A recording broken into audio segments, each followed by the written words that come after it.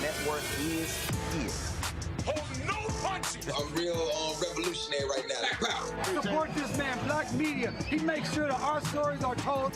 Thank you for being the voice of Black America, Roland. Stay black. I love y'all. All momentum we have now, we have to keep this going. The video looks phenomenal. See, this difference between Black Star Network and Black-owned media and something like CNN. You can't be Black-owned media and be scared. It's time to be smart. Bring your eyeballs home.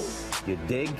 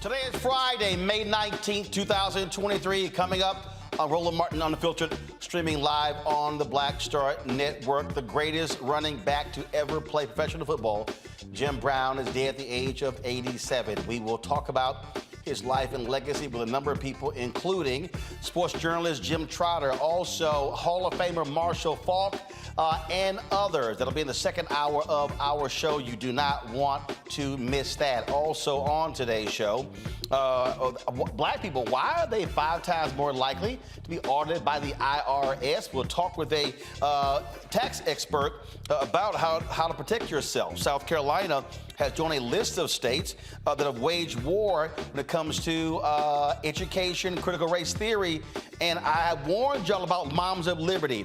And so Michael Harriot has a 4-part series on the route where he talks about what these folks are doing that's literally destroying black education in South Carolina. You don't want to miss that conversation, folks. It is time to bring the funk on Roland Martin Unfiltered on the Black Star Network. Let's go. He's got it. Whatever the miss, he's on it. Whatever it is, he's got the scoop, the fact, the find. And when it breaks, he's right on time and it's rolling. Best believe he's knowing. Putting it down from sports to news to politics. With entertainment just for kicks, he's rolling. It's on go, roll, roll, y'all. It's Roland Martin, rolling with Roland now. He's funk, he's fresh, he's real, the best, you know he's Roland Martin now.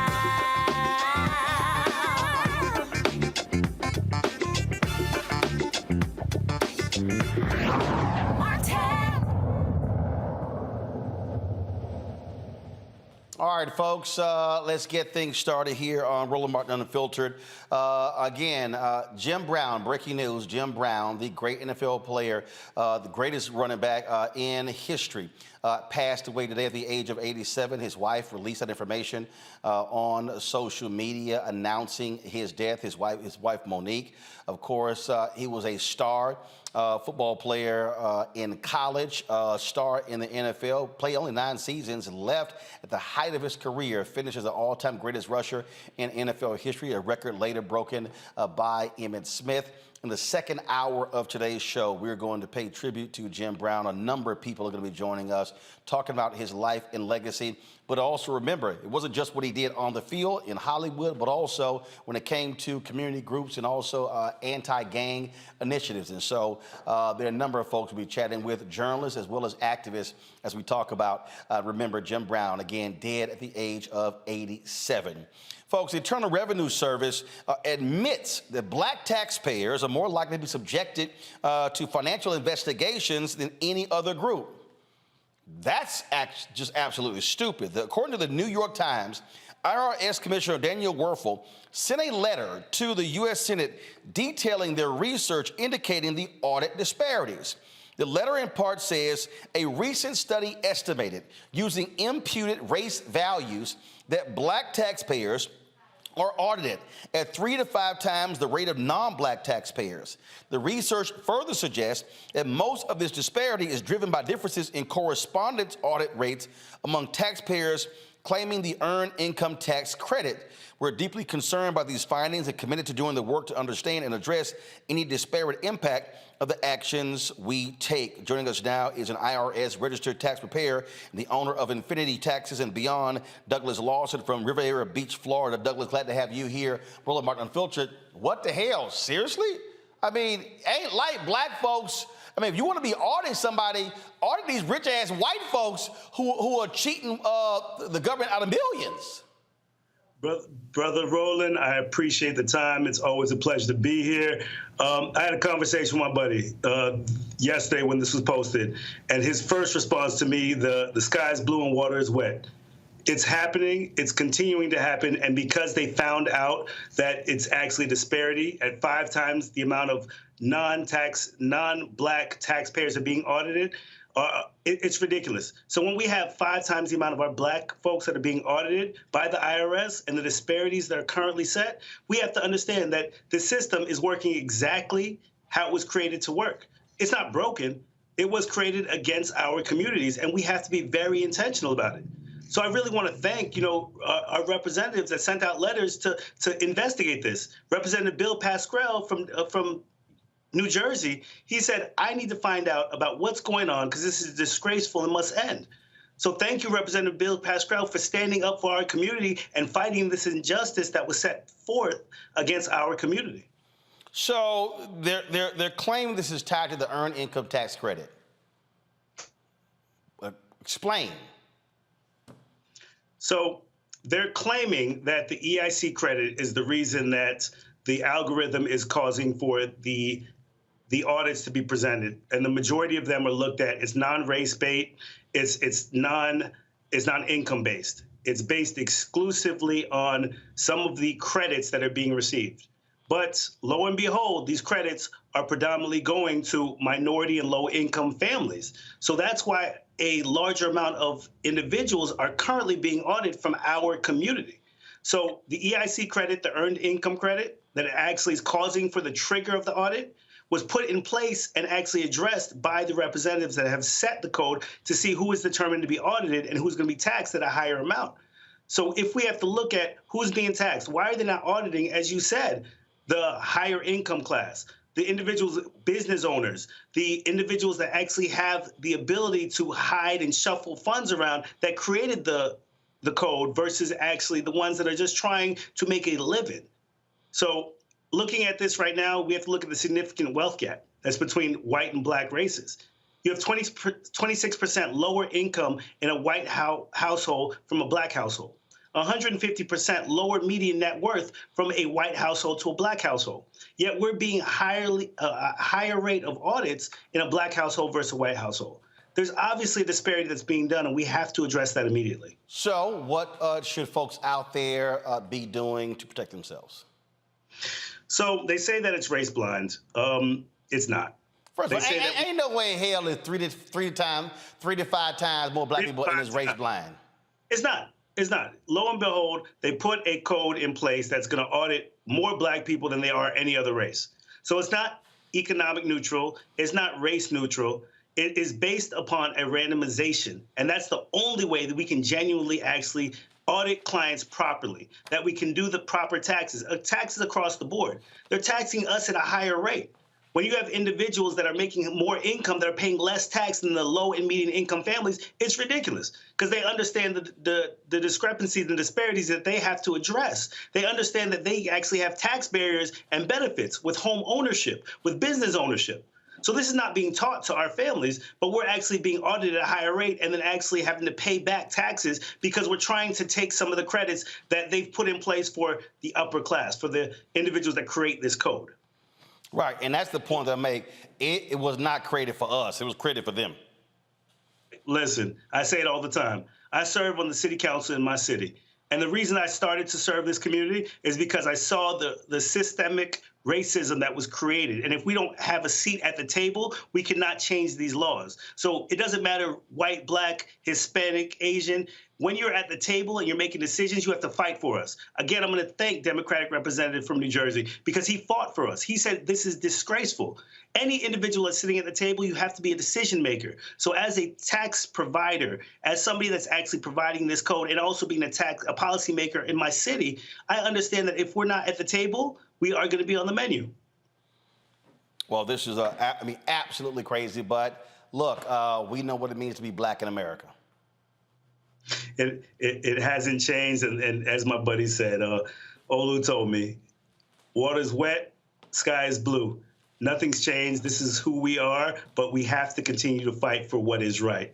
So random audits is what we have to truly do. Do not base it upon any code that directly disparages our community.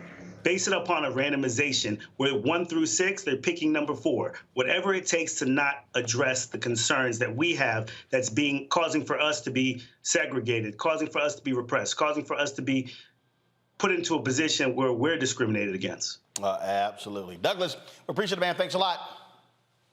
Brother Roland, I appreciate the time as always. Thank you. All right, folks. We'll be back on Roland Martin Unfiltered on the Black Star Network. Don't forget, folks, if you're watching on YouTube, hit the like button. You're commenting, hit the like button before you start commenting. Also, download our app, Black Star Network app, Apple phone, Android phone, Apple TV, Android TV, Roku, Amazon Fire TV, Xbox One, Samsung Smart TV. You can also join our Bring the Funk fan club. Your dollars make it possible for us to do what we do. So send your check and money orders to P.O. Box 57196, Washington, D.C., 20037-0196. Cash App, $RM Unfiltered. PayPal, R Martin Unfiltered. Venmo is RM Unfiltered. Zelle, Roland at RolandSMartin.com. Roland at RolandMartinUnfiltered.com. We'll be right back. Hatred on the streets, a horrific scene, a white nationalist rally that descended into deadly violence.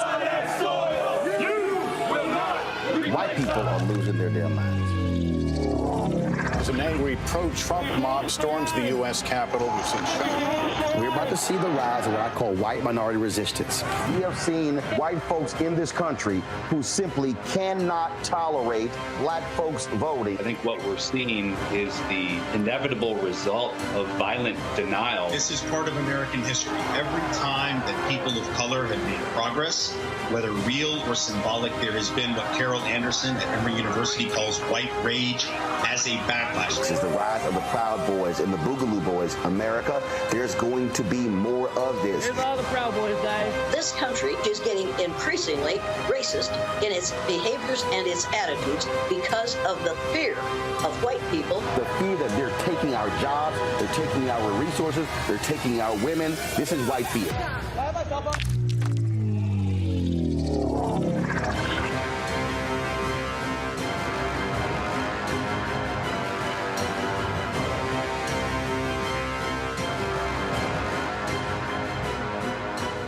Black Star Network is here.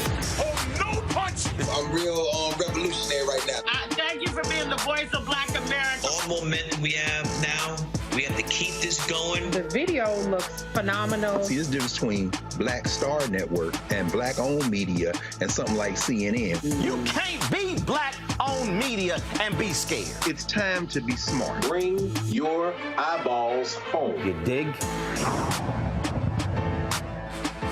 I'm Bill Duke. This is Diala Riddle. What's up, y'all? I'm Will Packer. I'm Chrisette Michelle. Hi, I'm Chaley Rose, and you're watching Roland Martin Unfiltered.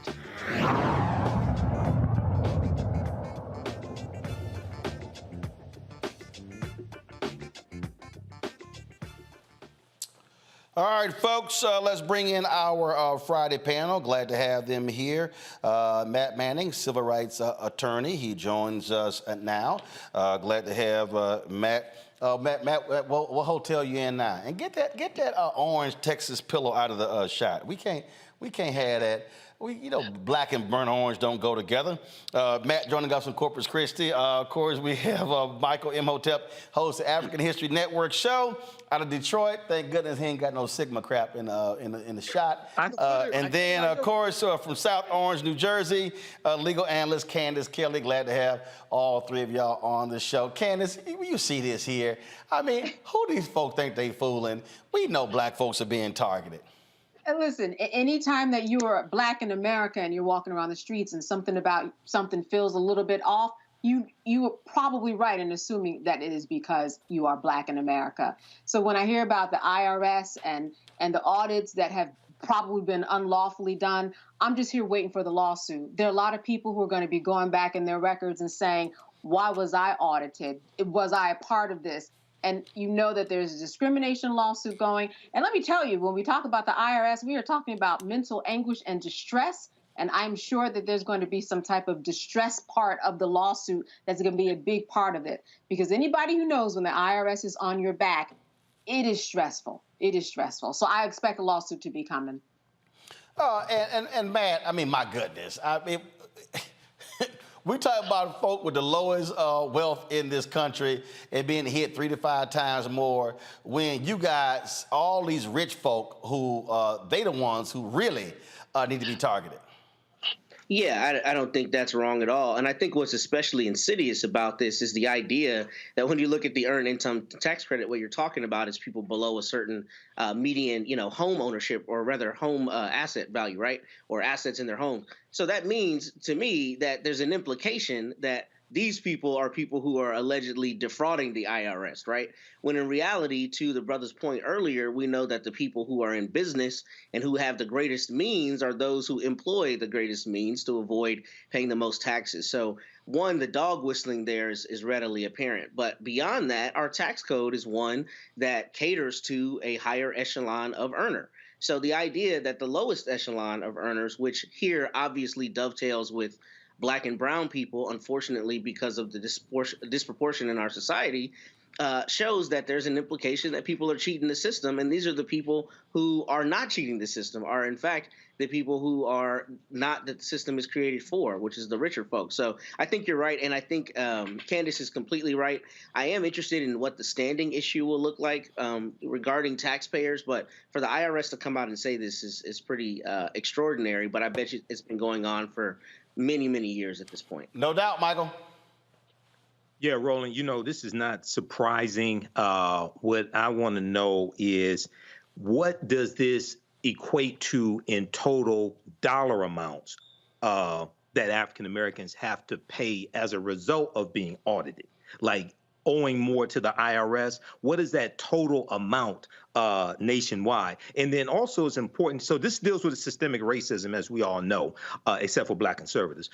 It's also important to note that African Americans pay 13% more in property taxes each year as well. And this is documented. There was a article Washington Post had in July 2020 that talks about this as well. And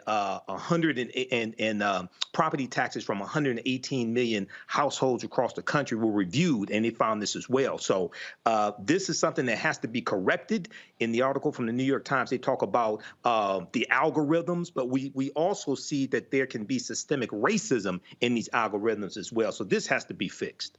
Indeed, it has to be fixed, and hopefully it gets done. Folks, today in Harlem, family and friends gathered to pay their respects to Jordan Neely, the Black man who was choked to death on a New York subway train station by Daniel Penny.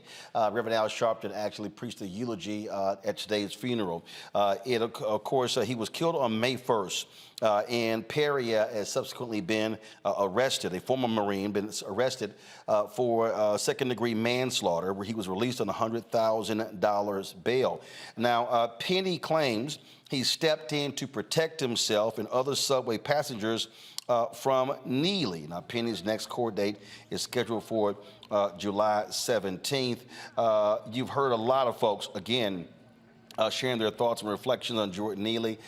He often was someone who was on New York subways dancing as he was a Michael Jackson impersonator. And, look, he had his issues, but he was an unhoused man. And again, everyone knows there's no reason in the world that this man should be dead as a result. Again, at today's funeral, Reverend Al Sharpton preached the eulogy of Jordan Neely today.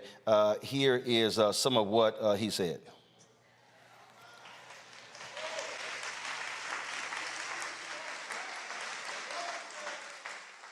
We keep criminalizing people with mental illness.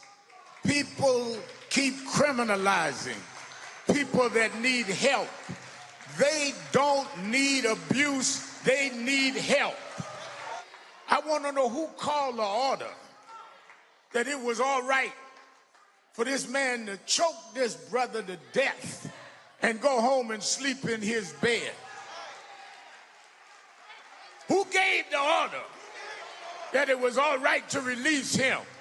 We can't live in a city where you can choke me to death with no provocation, no weapon, no threat, and you go home and sleep in your bed while my family got to put me in a cemetery. There must be equal justice under the law. The sick part about it is that he'd been choked much of his life. the agencies that failed to keep him and give him mental health choked Jordan. Those that let him go, even though they had his record of needing help, they choked Jordan. The city agencies choked Jordan. He'd been choked most of his adult life. He's an example of how you're choking the homeless, how you're choking the mentally ill, how you're choking all over this city. Folks, again, Jordan Neely laid to rest today in Harlem. Crazy story out of Washington, D.C. A federal grand jury indicts a Washington, D.C. Metropolitan Police Department lieutenant for his role in the January 6th domestic terror attack. But here's what's crazy about this story. This lieutenant supervised the intelligence branch of the Metropolitan Police Department.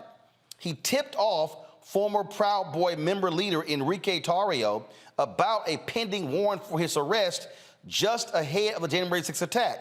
Shane Lamont was indicted on 1 count of obstruction of justice and 3 counts of making false statements. The charges stem from the investigation into burning a Black Lives Matter banner in December 2020 when the Proud Boys were roaming the streets of D.C. for a pro-Trump event. According to the indictment, Tarrio and Lamont communicated at least 500 times using cloud-based messaging services between July 2019 and January 2021. Tarrio and other members of the far-right group were recently found guilty of seditious conspiracy in connection with the Capitol attack. Now, Tarrio was not in D.C. on January 6th. A judge banned him from the city the day before the attack. This story here is pretty crazy, Matt, because you have a D.C. cop who's over the intelligence unit who, frankly, is aligned with the Proud Boys.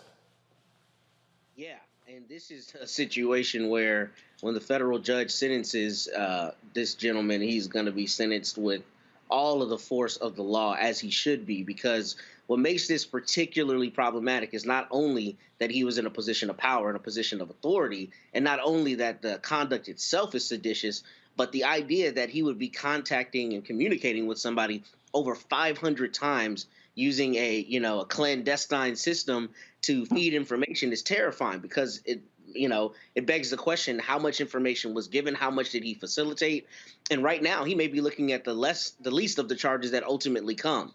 Right now, it's obstruction of justice and lying, but it could ultimately be sedition. It could be all the way up to treason. If it's found with the prosecutors that, what he was communicating was directly facilitating this attack on the Capitol, which we know is obviously one of the greatest documented affronts to democracy in the history of this country, he should not only have the book thrown at him, but it should be very terrifying to all people out there to consider that the police, which we know are not obviously beyond reproach, would be intimately involved in facilitating a terrorist attack on the seat of government.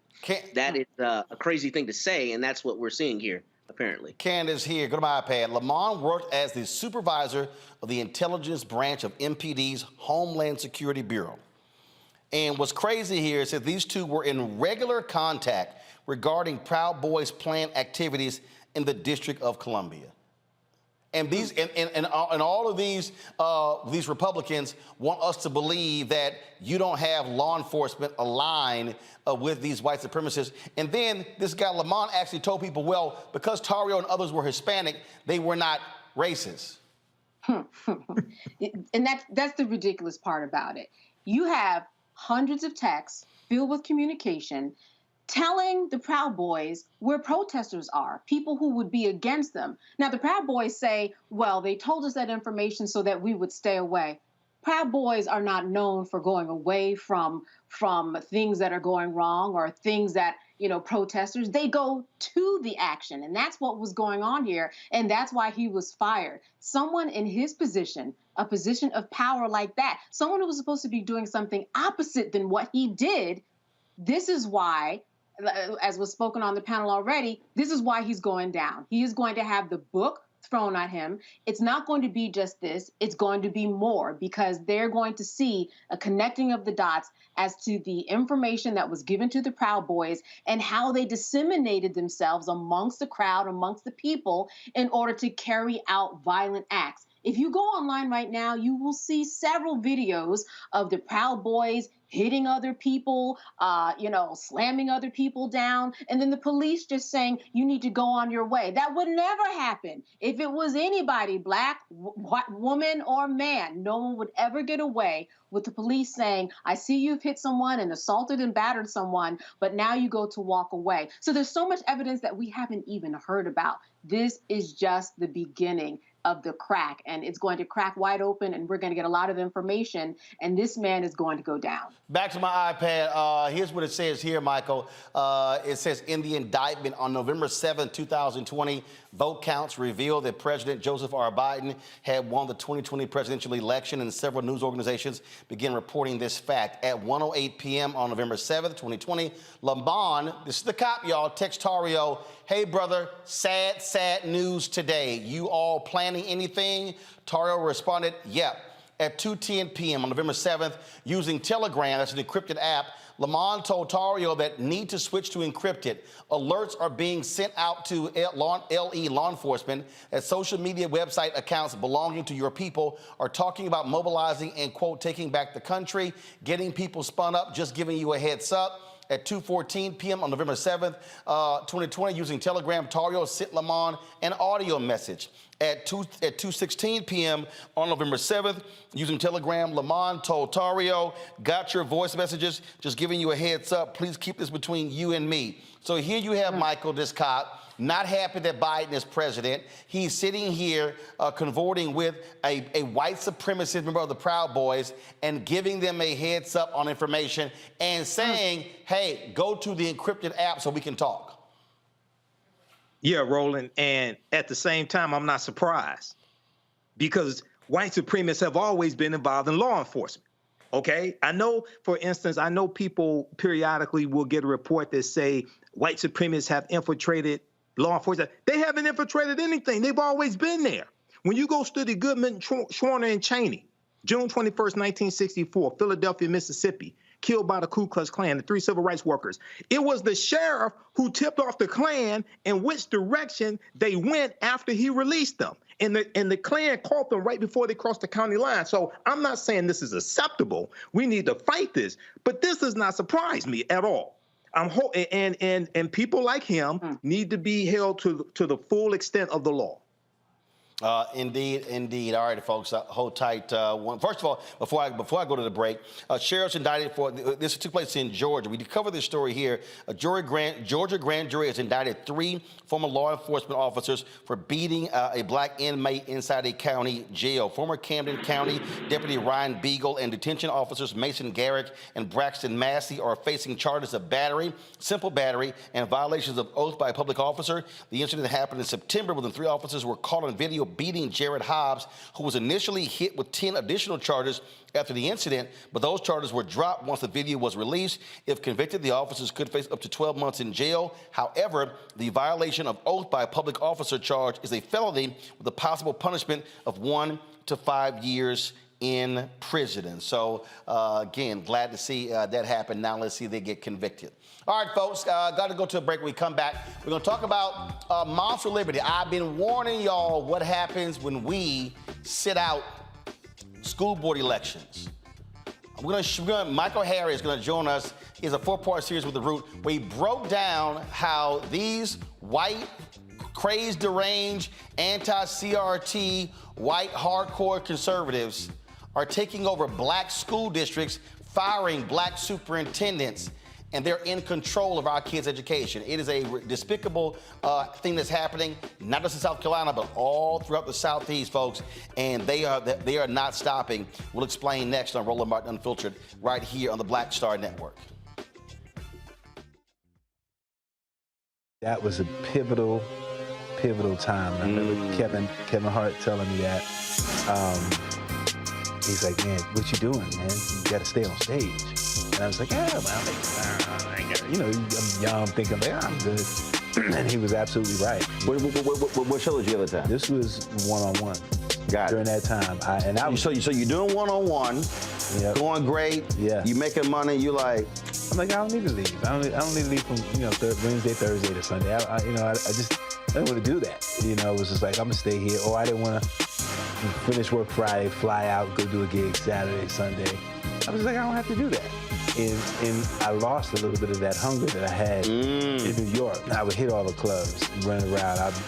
Sometimes me and Chappelle or me and this one or that one, we go to the Comedy Cellar at 1 in the morning. And I mean, that was our life. And we loved it. You do 2 shows in Manhattan, go to Brooklyn, leave Brooklyn, go to Queens, go to Jersey. And I got complacent. I was like, I got this money, I'm good.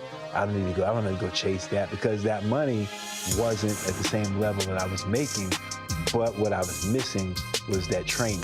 Yes. Was that. And it wasn't the money. It was the money, it was that's what I needed.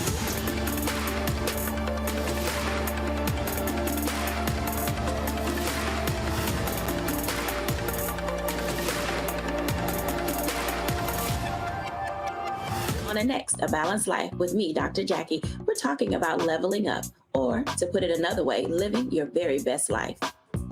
How to take a bold step forward that'll rock your world. Leveling up is different for everybody. I think we fall into this trap, which often gets us stuck because we're looking at someone else's level up journey, what leveling up means to them. For some, it might be a business venture. For some, it might be a relationship situation, but it's different for everybody. It's all a part of A Balanced Life. That's next on Black Star Network. Hey, what's up, everybody? It's Godfrey, the funniest dude on the planet.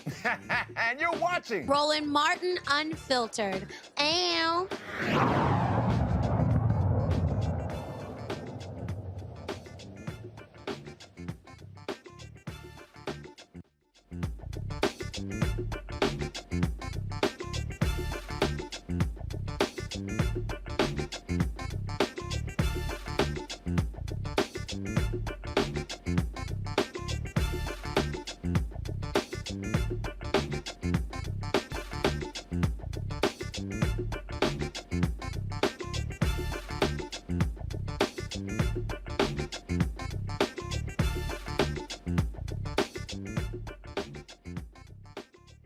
This one here? All right, let's go. All right, folks, you might remember me warning you about this group called Moms for Liberty. We had one of those crazy nutcases on the show. What was that woman's name? Keisha King? Absolutely nutcase. And they were, of course, attacking critical race theory. Republicans have been using CRT to, of course, get folks all hyped up. And these folks are largely white. Now, you got some nutcase black folks who are part of Moms for Liberty. But we have seen the net result of what they did. What they started doing is they started running people for school boards. And they were highly successful in taking over school boards in the Southeast, Florida, South Carolina, and some other places. Well, Michael Harriot with the Root has done a 4-part expose breaking down how devastating these folks have been in South Carolina, how they have been taking over school districts, firing black superintendents, and they are literally now, in many cases, in control of the education of our children. Michael Harriot joins us right now. Michael, glad to have you back on the show. This was something that, I kept warning folks that it's very easy, Michael, to take over school board races because one, you don't have a lot of people who are voting. Folks don't pay a lot of attention to these races. We spend more time on, of course, presidential, U.S. Senate, congressional, gubernatorial races. And this is a way that the right has always been able to take over things. And we've seen this in Texas, in Florida, and other places. But what these folks are doing, Steve Bannon and others actually said this is what they were going to do. They were going to infiltrate and take over school districts in order to control the curriculum and the hiring, firing of superintendents and teachers. Yeah, it is, one of their tactics, right? But I would argue that the school board elections is quite the opposite, right? Like, I think that they are using school board elections to turn out their disinterested voters. Like, if you imagine that the average white parent, doesn't care about Trump policies. They know that he's screwing up America. They know that the Republicans don't have an agenda, right? So how do you get them excited about turning out, right? Well, threaten their children with this boogeyman called CRT. And so they've been using CRT because, in a lot of school districts, the elections or the school board elections are held during, the governor's elections, during the Senate elections. And so they increased their turnout. We saw in Richland County, South Carolina, the highest rate of white turnout in 50 years. Because of this CRT nonsense, how they painted CRT. Because you have to be specific that they're not talking about CRT. They've created a whole new definition, but they are using it to turn out voters for all of the Republican agenda. Right, and what we saw in 2022 a dramatic decrease in black voter turnout. Right. Right. We saw that because part of it was the flip side of, I think a lot of black voters got complacent after they got Trump out of office, and we didn't organize, and we just assumed that, hey, we're going to turn out like we always did, not knowing that black voter turnout is an ongoing effort and not taking into account all of the efforts that have been used to suppress black voters since Trump came into office, right? And so I think we got a little bit complacent while they were motivated by this brand new thing. They weren't concerned about the Mexican caravan anymore or immigration anymore. So they had to have something, and they coalesced around this idea of critical race theory.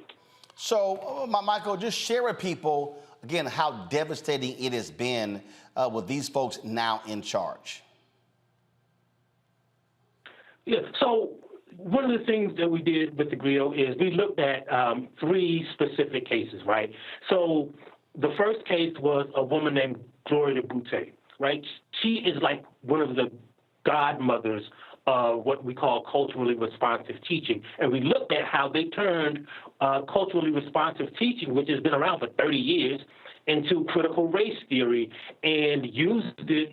She was responsible for basically training every educator in the state in how to teach black children more effectively. She runs a center at the University of South Carolina, the largest university in the state, right? And so what they did is they basically made it illegal in different school districts to even hire her to teach their children how to, how to teach their teachers how to teach black children. And remember, this is right after George Floyd was killed. So school districts were saying, well, we got to get some more African-American education, history, literature. And what these parents did is mobilize. In Richland County, South Carolina, which is 64% black, the district is majority black, the schools are majority black, but they managed to overturn and flip the school board because all they needed was 2 seats, right? And so all of the white people, which are a minority, voted for those 2 candidates. The top vote getter was a woman who won by 14.7%. So if all of the white people vote for those conservative candidates and they split the black vote amongst the other 11 people running for office, then the white people can affect elections with their small minority of voters. And as soon as they did it, they kicked out the superintendent of that district had been awarded by every educational association that year in the past 2 years as superintendent of the year, nationally, locally, statewide. He had a wall full of awards. They kicked him out. In Berkeley, South Carolina, Berkeley County, South Carolina, the black superintendent was the first black superintendent. He had worked for that district for 21 years. They took over the school board. They flipped the school board by changing the state law, putting all of the black school board representatives up for election, eliminating one of the districts, and again, using that small minority, they elected an all-white school board, kicked out the guy. And then what they're doing is they're paying these people huge severance packages, but you got to remember, these are majority black places, so the black people are paying for these problems to go away while the white people are doing it and reducing the education, the history, the culture of black people in the education system. Michael, hold tight 1 second. I got to go to a break. We come back. We're going to continue to have this conversation and bring in our panel as well. Folks, trust me, this is their strategy, and they want to do this in school board elections this year. And they want to do it in 2024. So don't think this is sort of a one-off. This is real. You're watching Roland Martin Unfiltered on the Black Star Network. Folks on YouTube, hit that like button, y'all. We should be way over 1,000 likes. Should be easily at 2,000 by now. Download our app, of course, download our app, Black Star Network app. Apple phone, Android phone, Apple TV, Android TV, Roku, Amazon Fire TV, Xbox One, Samsung Smart TV. You can also, of course, support us by joining our Bring the Funk fan club. Send your dollars to cash money orders, check money orders, P.O. Box 57196, Washington, D.C. 20037-0196. Cash App, $RM Unfiltered. PayPal, R Martin Unfiltered. Venmo is RM Unfiltered. Zelle, Roland at RolandSMartin.com. Roland at RolandMartinUnfiltered.com. Be sure to get a copy of my book, White Fear, How the Browning of America is Making White Folks Lose Their Minds. Available bookstores nationwide, Amazon, Barnes & Noble, Target, Books A Million. Download your copy on Audible. We'll be right back. When you talk about blackness and what happens in black culture, we're about covering these things that matter to us, speaking to our issues and concerns. This is a genuine people-powered movement. There's a lot of stuff that we're not getting. You get it, and you spread the word. We wish to plead our own cause. Too long have others spoken for us. We cannot tell our own story if we can't pay for it. This is about covering us. Invest in black-owned media. Your dollars matter. We don't have to keep asking them to cover our stuff. So please support us in what we do, folks. We want to hit 2,000 people, $50 this month, raise $100,000. We're behind 100,000, so we want to hit that. Y'all money makes this possible. Check some money orders. Go to P.O. Box 57196, Washington, D.C. 20037-0196. The Cash App is $RM Unfiltered. PayPal is R Martin Unfiltered. Venmo is RM Unfiltered. Zelle is Roland at RolandSMartin.com. Next, right here on The Frequency, the woman they call the Gifted Eye, hip-hop celebrity photographer Coy Soldier. She's the master storyteller that captured the history of hip-hop through the lens of her camera. Tupac comes out, the next thing you know, you didn't know who they were at first. You just seen all these dudes just come rushing the stage. Then you realize Biggie gets a bottle of champagne, he pops it open, sprays it on the crowd, he drinks the bottle. Coy Soldier, the hip-hop celebrity photographer, joining me right here on the next episode of The Frequency on the Black Star Network. What's up, what's up? I'm Dr. Ricky Dillard, the choir master. Hey, yo, Peace World, what's going on? It's the Love King of R&B, Raheem Devon, and you're watching Roland Martin Unfiltered.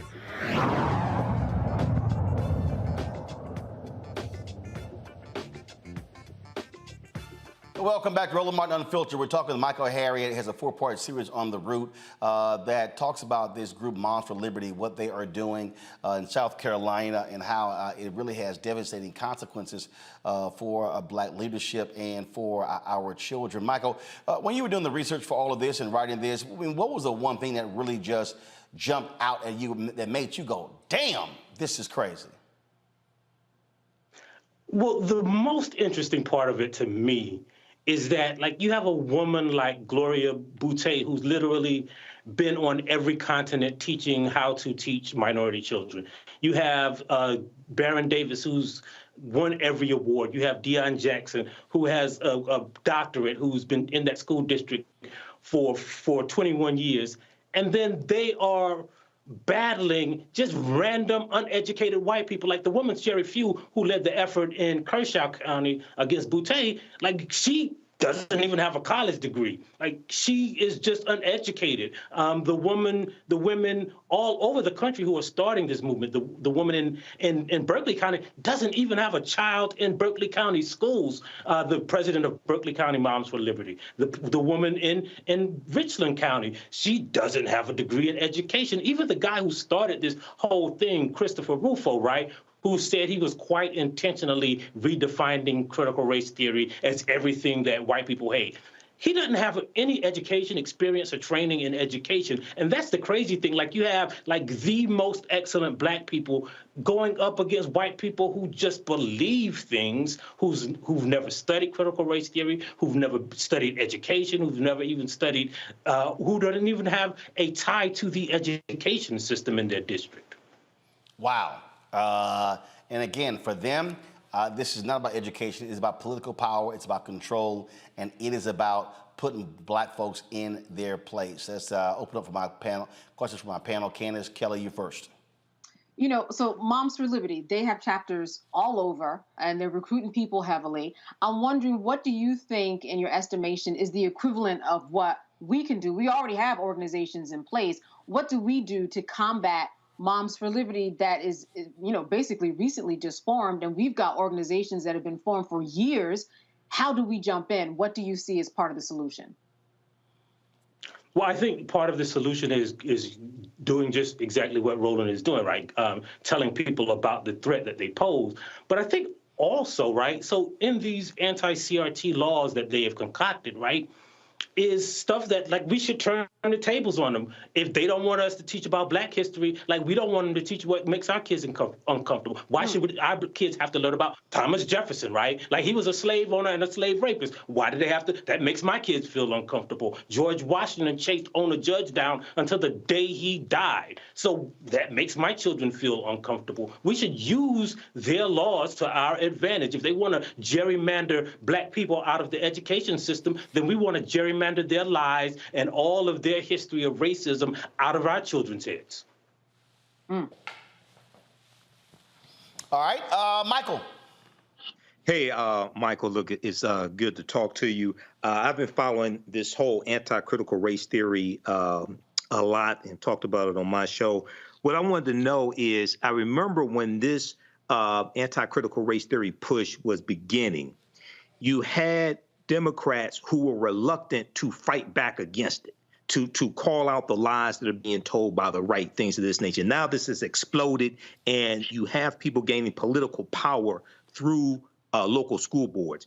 What do you think we should do now? I understand what you just said about flipping it around and talking about Thomas Jefferson and George Washington, but overall strategy to really fight this and take back this power. What do you think, especially African Americans, should do right now? Well, first of all, we have to fight it from the inside. We have to fight it with our individual teachers, right? Like, because one of the things that people don't realize is, like, if there were people, superintendents and school board members, who wanted to teach critical race theory, like, school boards don't really control the curriculum, right? So what we have to do is fight at the state level to make sure our history is included in our curriculum. What we have to do is fight at the school board level to make sure that the people who attend those meetings aren't spreading these lies. And what we have to do, most importantly, is recognize that, like, the history of the school board, the people who are running for school board and their candidates, we should know about those candidates as much as we know about the people who are running for governor and president and secretary of state, because those are the people who, like, for instance, in Richland County, they ran this black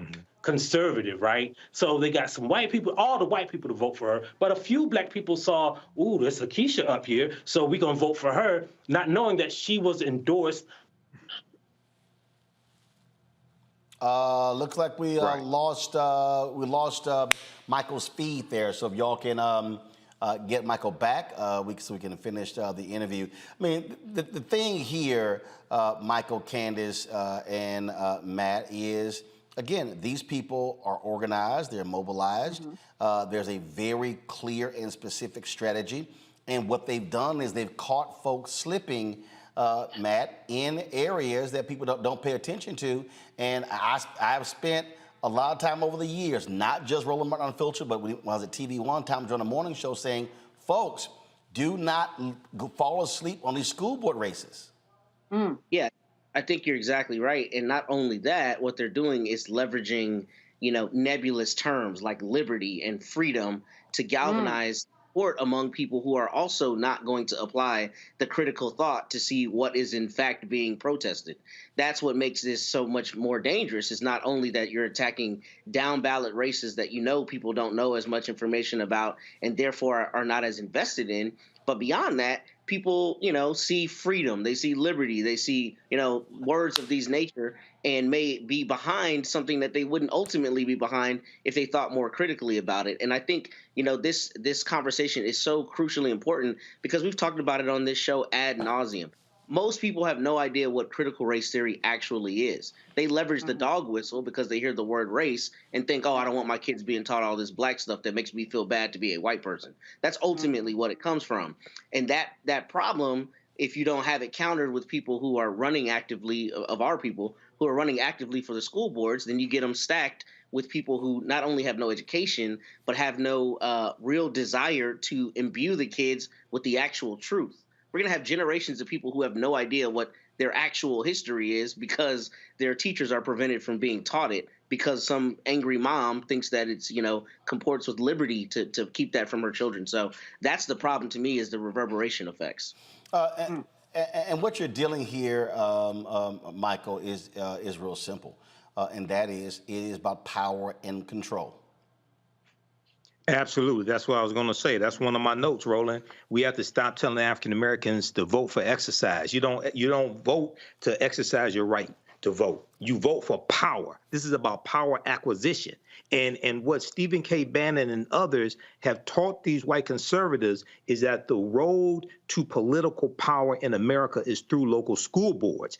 And what happened was they tapped into the frustration that a lot of these white people had with COVID-19 restrictions, where their children having to wear masks in school, things of this nature. They went from that to creating this boogeyman of critical race theory that, as Matt and others have said, most of these conservatives can't define what it is. And then what Christopher Rufo said was, he said they were going to take everything that caused discomfort among white people, put it under this umbrella of critical race theory. Okay, so if you read something in the newspapers that you didn't like or thought was crazy, you say, oh, that's critical race theory. The problem that we have on our side, and the problem with many Democrats, which is why I'm neither Democrat nor Republican, is that there was no plan to properly respond to that plan coming from the conservatives. Cornell Belcher, the pollster, Cornell Belcher, African American, he talked about on MSNBC how he had been in many meetings with Democrats early on, and he was telling them, you have to confront what's coming from the right, weaponizing critical race theory. He said many of these white Democrats didn't want to do that. This is why we have to have strategies that are independent of a political party to push our own agenda and protect us from white supremacist nonsense like this. Well, again, what I keep saying to people is, look, majority of the kids in public schools today are black and brown. That's a fact. And if we are sitting on the sidelines and sitting out these elections, it's very easy to come in, run folks, take some resources, and take it over. And I keep telling people, this is going to be happening in South Carolina, North Carolina, rural areas, in the city as well. And so we got to be very cognizant of all of this, because this is a fundamental problem. And again, this is how this is how they mobilize and organize. As Michael Harriot said, they were using this to energize their base. It was driven by race. It was driven by white fear. I laid out in my book, this is what it was all about. And so, frankly, a lot of us were not paying attention. There were hundreds of thousands of black people in South Carolina did not vote in 2022. This is what they did. And what did they do? They went in and started firing black superintendents, started firing black educators. Folks, this is real. This is real. And if you're sitting and watching right now and you're saying, I don't see any big deal with this, do understand this is going to spread, and you're going to look up and they're going to be in control of places where African Americans are in the majority. And we frankly can't blame anybody but ourselves when we're not doing our part to stop them. When we come back, Jim Brown, the greatest player to ever play running back. Some say he's the greatest football player ever. Died today at the age of 87, but his legacy wasn't just about football. It was also in Hollywood. It was also in civil rights. It was also in anti-gang work. We will discuss his life and legacy next, right here on Roland Martin Unfiltered on the Black Star Network. Next on the Black Table with me, Greg Carr. Democracy in the United States is under siege. On this list of bad actors, it's easy to point out the Donald Trumps, the Marjorie Taylor Greens, or even the United States Supreme Court as the primary villains. But as David Pepper, author, scholar, and former politician himself says, there's another factor that trumps them all and resides much closer to many of our homes. His book is Laboratories of Autocracy, a wake-up call from behind the lines. So these state houses get hijacked by the far right, then they gerrymander, they suppress the opposition, and that allows them to legislate in a way that doesn't reflect the people of that state. David Pepper joins us on the next Black Table, here on the Black Star Network.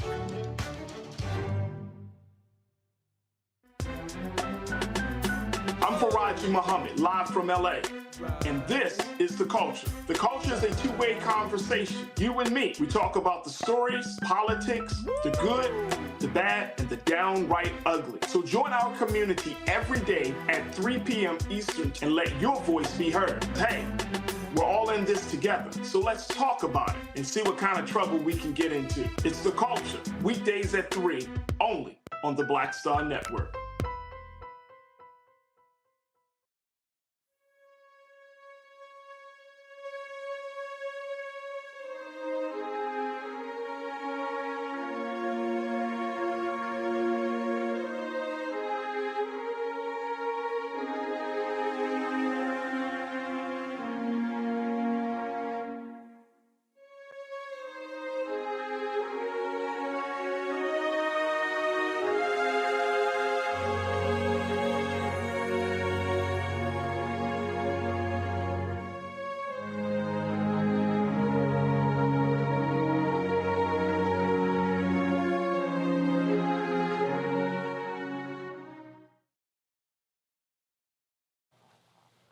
He starred at Syracuse University, should have won the Heisman Trophy, but racism prevented him from doing so. Jim Brown goes to the NFL, becomes a 3-time MVP, was a 1964 NFL champion, 9-time Pro Bowler, 8-time first-team All-Pro, elected to the Pro Football Hall of Fame class in 1971, named to the NFL 100 all-time team. He is considered the greatest running back to ever play the game. Folks, he played 9 seasons, retired at the top of his game, finished as the NFL career rushing leader, a record that was later broken by Emmitt Smith.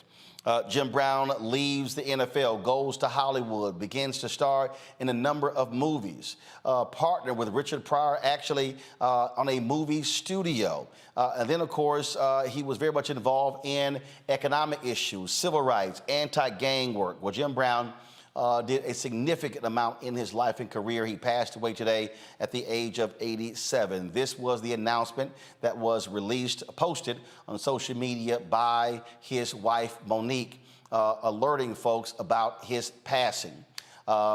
She wrote, "It is with profound sadness that I announce the passing of my husband, Jim Brown. He passed peacefully last night at our LA home. To the world, he was an activist, actor, and football to our family, football star, I'm sorry. To our family, he was a loving and wonderful husband, father, and grandfather. Our hearts are broken." Tributes have been pouring in all across social media. The NFL released their tweet announcing his passing. Go to my iPad, please.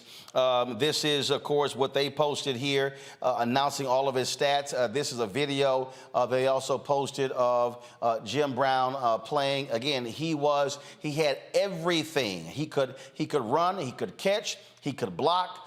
He was fast and he was strong. He was an incredible athlete and someone who, again, every running back in NFL history is measured by. When they talk about running backs, he is simply the gold standard in professional football. But the thing about it, he wasn't just a football player. He also was a lover of lacrosse. In many ways, Paul Robeson, who also was a star athlete, he also loved lacrosse as well. And Jim Brown actually once said that he would rather play lacrosse for 6 days and play football on his 7th day.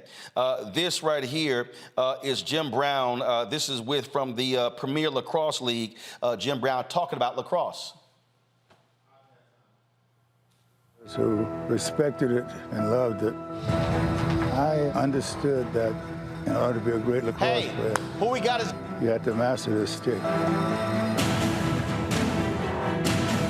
Rambo protecting, spinning, back and forth. Rambo slips away, he scores! In lacrosse, in order to be an MVP, you have to have a lot of things going for you. You have to be a great stick handler. Fake the behind the back, and he scores! Everybody bites on the field's fake. Which means you can maneuver the ball in your stick maybe better than anyone that's playing the game. Schreiber scores! You have to have an overhead and an underhand shot. Again, so when you look at what he did at Syracuse, he played football, he ran track, was on the cross. He was a truly all-around athlete. But again, Jim Brown's legacy is not solely about athletics. It's also about his work when it comes to the nation's youth, when it comes to anti-gang work. He founded the group American, and of course, he was very much involved in that. You talk to gang members in Los Angeles and other parts of the country, they'll tell you about Jim Brown coming into a lot of dangerous areas, sitting down with young folks, brokering peace deals as well. Kublai Toure is executive director of American in Illinois. Kublai, glad to have you on the show. For folks again who don't know what the work that Jim Brown was doing in communities, share with us what it was like working with him with the Illinois chapter.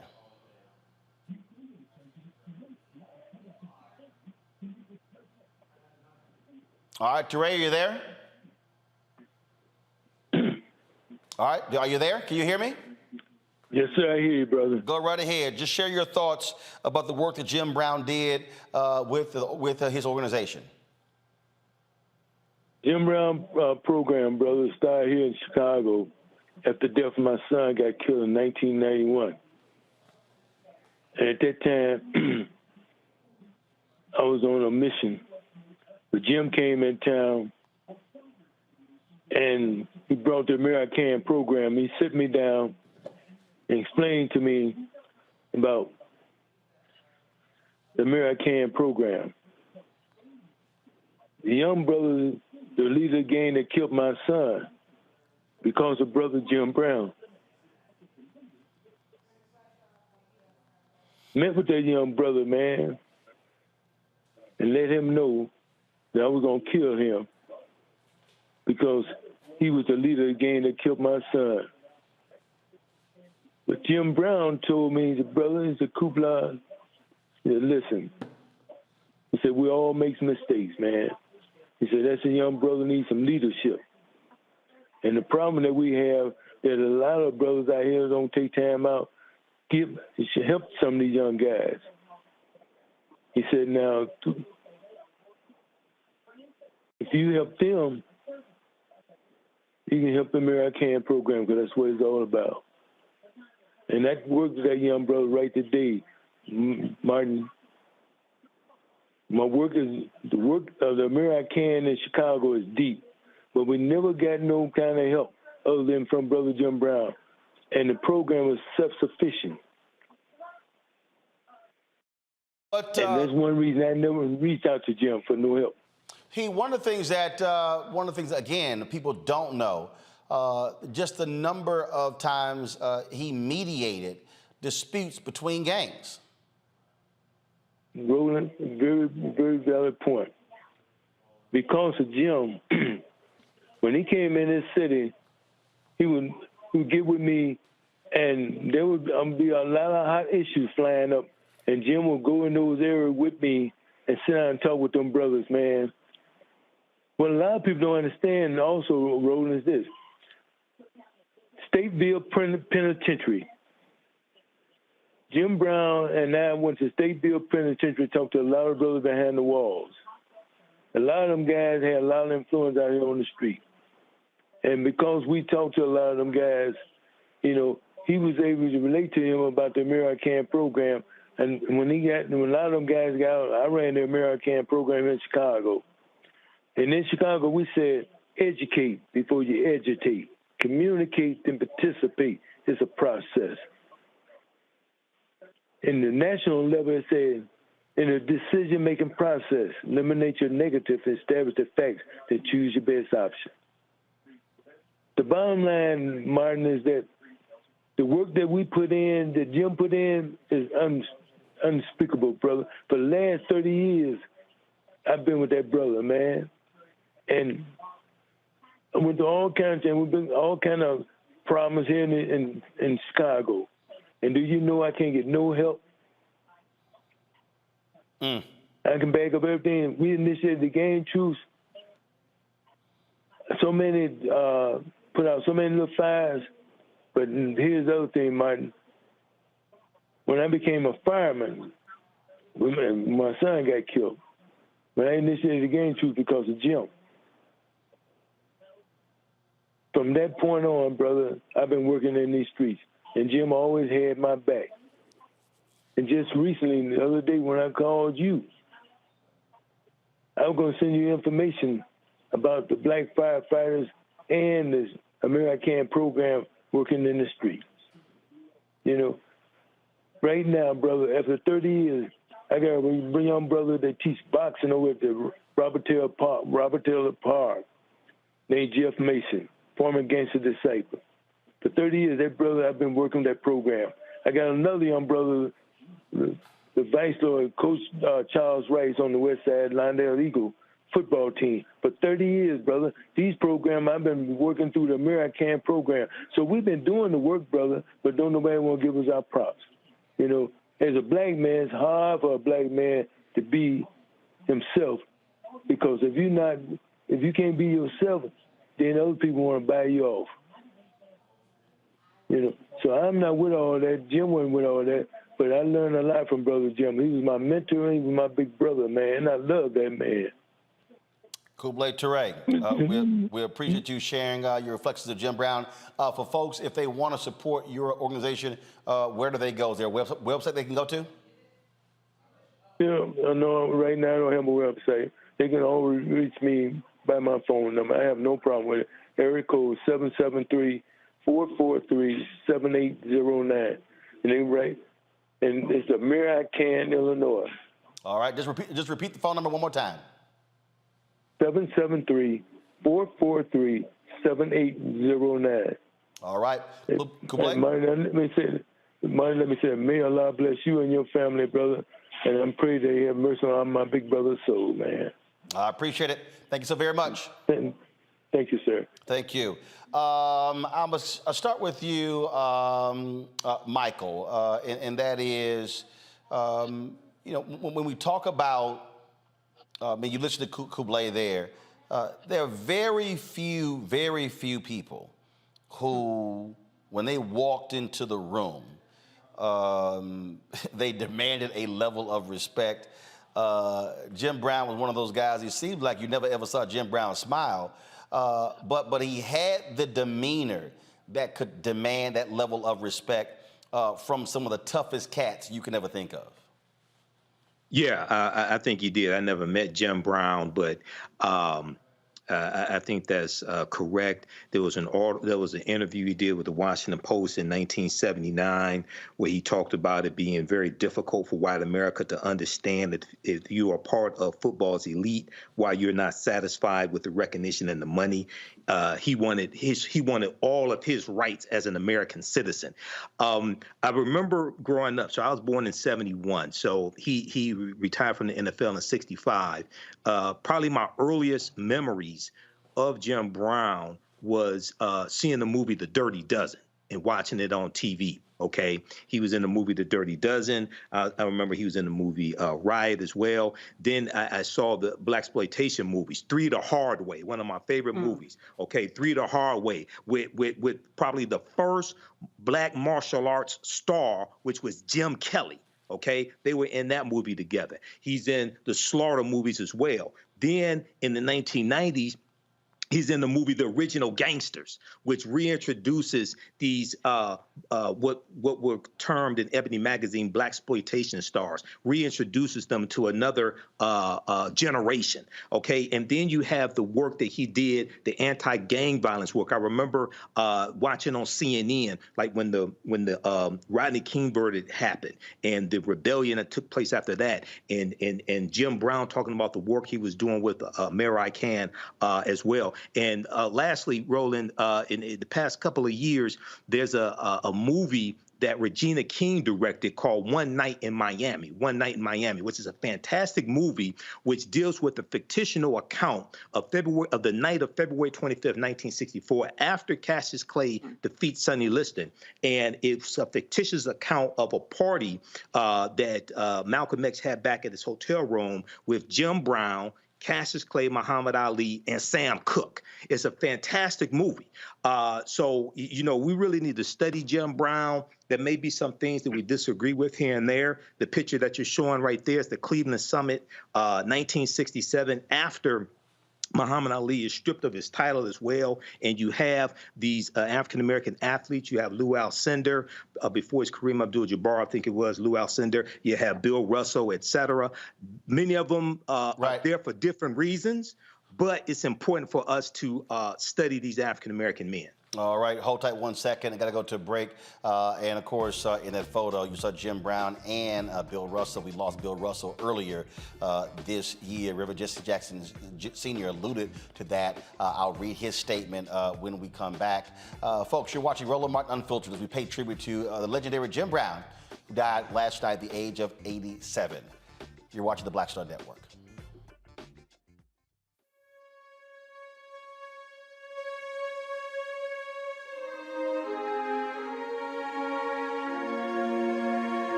Hatred on the streets, a horrific scene, a white nationalist rally that descended into deadly violence.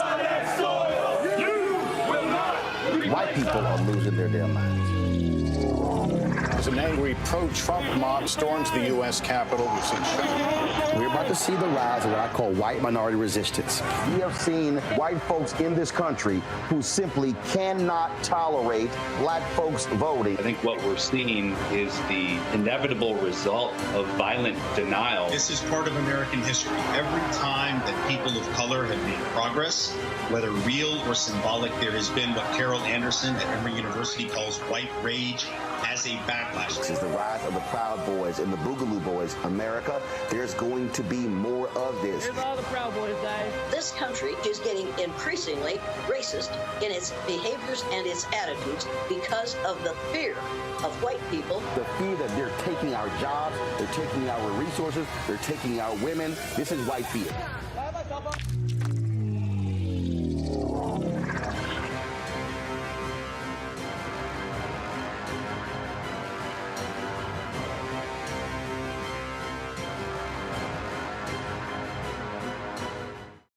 Star Network is here. Oh, no punch! I'm real revolutionary right now. Thank you for being the voice of Black America. All momentum we have now, we have to keep this going. The video looks phenomenal. See, there's a difference between Black Star Network and Black-owned media and something like CNN. You can't be Black-owned media and be scared. It's time to be smart. Bring your eyeballs home. You dig?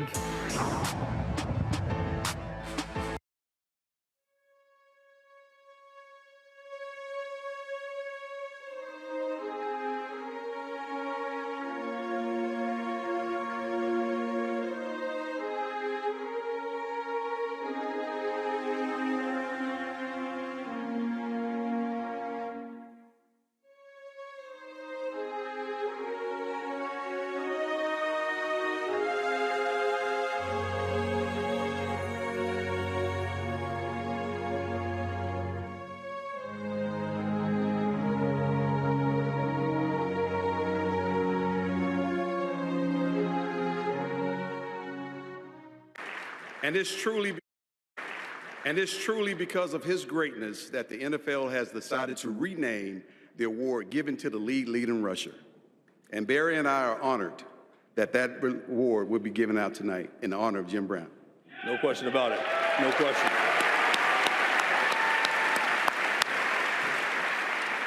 Now, please give it up for the first Jim Brown Award winner, Josh Jacobs of the Las Vegas Raiders. And that was, of course, Jim Brown right there, folks. Go back to it. He was actually in attendance at the NFL honors there, sitting there with his wife, Monique. Again, passed away last night at the age of 87. Joining us right now is longtime journalist who's now with The Athletic, Jim Trotter, who's covered the NFL for a number of years. Jim, glad to have you on the show. When you talk about NFL greats, we talk about greats in all areas. People throw around the phrases the GOAT, the GOAT, the GOAT. I think it's fair to say when you talk about a consensus of who is the greatest running back of all time, somebody probably would be high or drunk if they don't start with Jim Brown.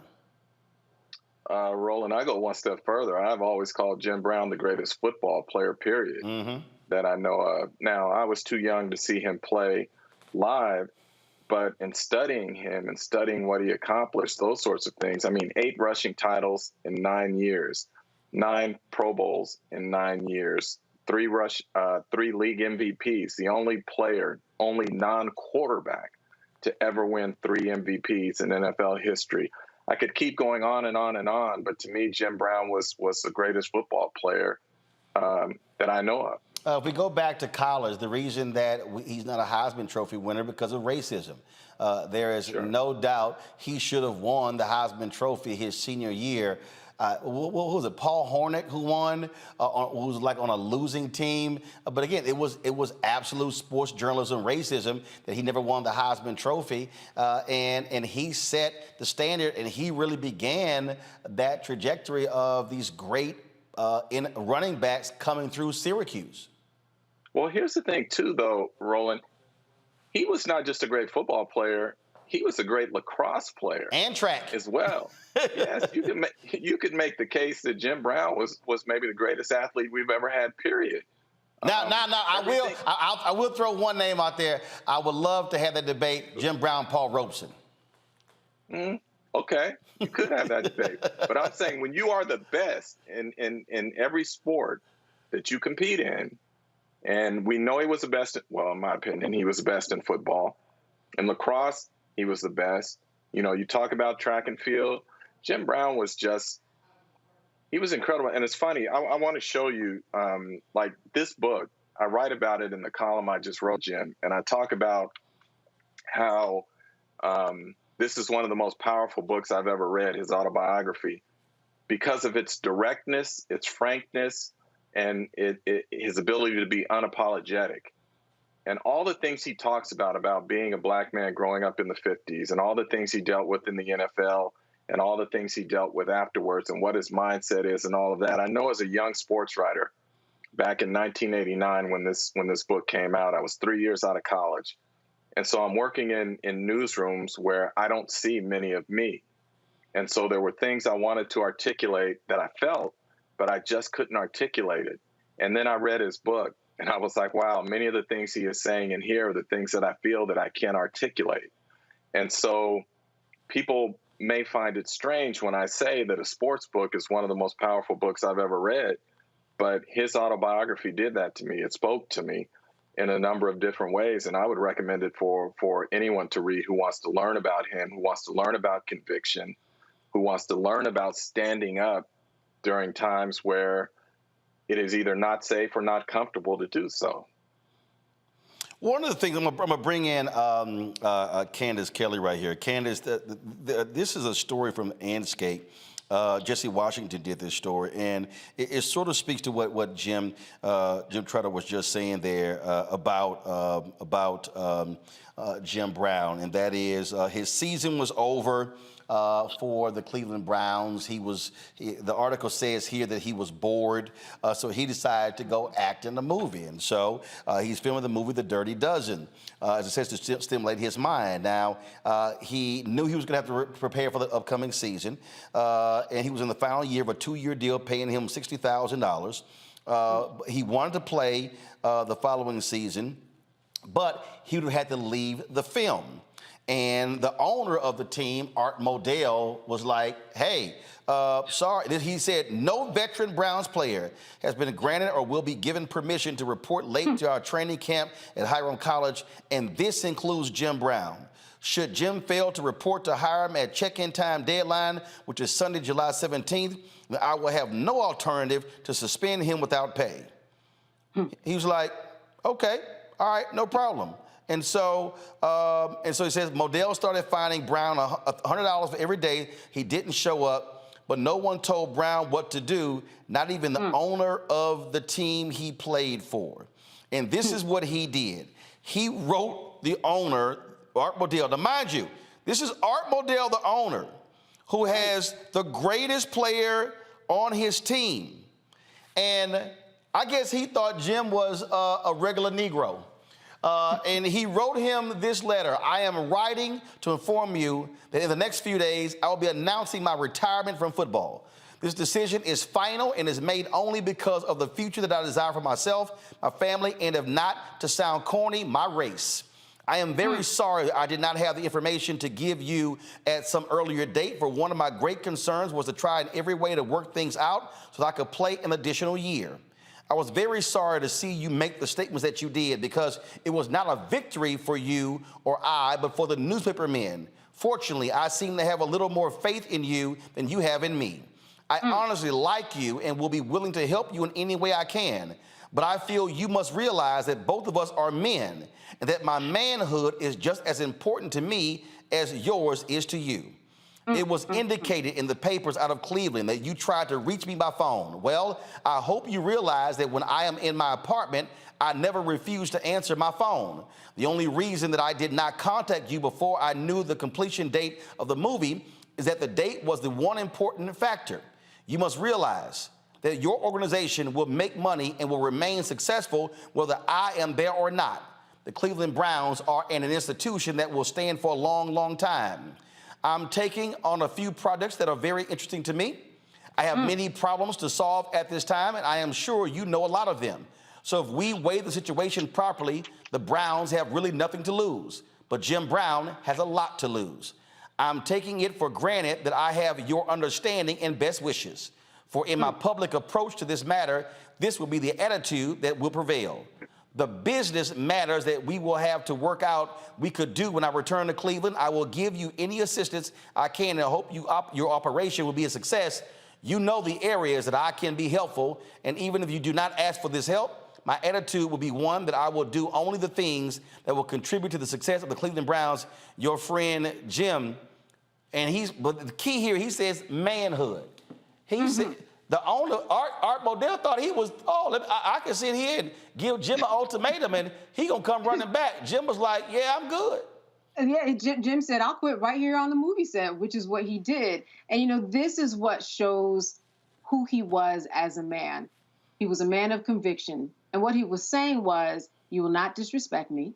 and you will not tell me what to do. I am Jim Brown. I have my own manhood, and I'm a man of conviction. And I think that this is really important to understand about him, and this is why the standards are so high that he set for everybody who came behind him. I went to Syracuse. I'm wearing orange because of Jim Brown tonight. And, you know, when you go there, you know about Jim Brown. If you didn't know about him before you went there, you knew about him once you got there, because he is the person that set the standard. You know, when he played lacrosse, they changed the rules because he was so good. They changed the rules. This is the type of man that Jim Brown was. And I think that his conviction was really felt when he was able to, as you talked about earlier in the show, organize gangs and make sure that they understood and talked to one another. That takes a lot. That takes a lot of psychological effort, too. And that's also something that he was known about, and they talked about while I was at Syracuse University, that he used psychology on the playing field in order to get into people's minds, in order to show people that he was in control. And he used those same tactics in order to manage people around him. And that's what people know who he is and who he is about. Managing people, organizing them, making them see eye to eye. So people know him for so many things as this revered sports player in so many sports.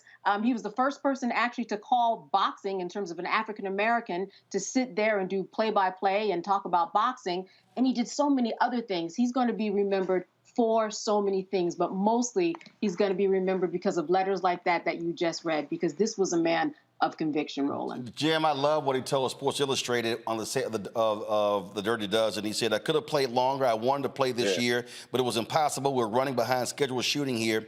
For one thing, I want more mental stimulation than I would have playing football. I want to have a hand in the struggle that is taking place in our country, and I have the opportunity to do that now. I might not a year from now. And later this, he said, I quit with regret, but not sorrow. No, one of the things he says in his book, too, Roland, is he says that he was always thinking about life after football. And he said, for many athletes, there's a sharp decline because you leave all that adulation and you go to where now you're just a guy in many instances. And so for him, he said acting was a way to soften that landing spot in terms of him coming down. But I wanted to read something else to you out of this book when we're talking about a man of conviction. And I'll do it real quick here. He says, I've heard it a lot over the years. Paul Brown and other coaches didn't like this about my attitude, didn't like that. But they loved the damn performance. They were right about one thing. I did have an attitude. And my attitude, and this is what my coaches could never see, was not shaped only by the game of football. If my mind was limited to football, per the desires of the Cleveland Browns staff, which would later be fired by Art Modell, what type of man would that make me? My attitude was shaped by my personal conviction. It was shaped by society and my role in that society. It was shaped by being black in America in the 1950s. And if it wasn't for that attitude that people spoke of, I never would have made it to the Cleveland Browns. Man, Jim Brown was just different. And that's what I loved about him in terms of he was unapologetic and unafraid when it came to speaking his truth. And we don't see that in a lot of athletes today, which as I get older is disappointing, because I think guys like Jim Brown, Bill Russell, and others had laid the groundwork for black athletes to be able to speak up and to stand on their conviction. So for me, you know, I know some people want to focus on the other things, and that's fine. Jim Brown was a lot like life. He was complex. But in terms of how he made me feel, do I think he was a great man? Yeah, I do. Do I think he was flawed? Without question. But Jim Brown, to me, provided some purpose in terms of understanding who I was and how I wanted to carry myself in terms of addressing certain things in certain situations. Indeed. Hold tight 1 second. Got to go to a break. We come back. Marshall Faulk, Hall of Famer, will join us. Terrell Owens will join us as well. Also, we'll be talking with Ricky, another Hall of Famer, Ricky Jackson. Also, share some social media posts of various folks like Eric Dickerson, Emmett Smith, Barry Sanders, and others as they remember Jim Brown, who passed away at the age of 87. We'll be right back on the Black Star Network.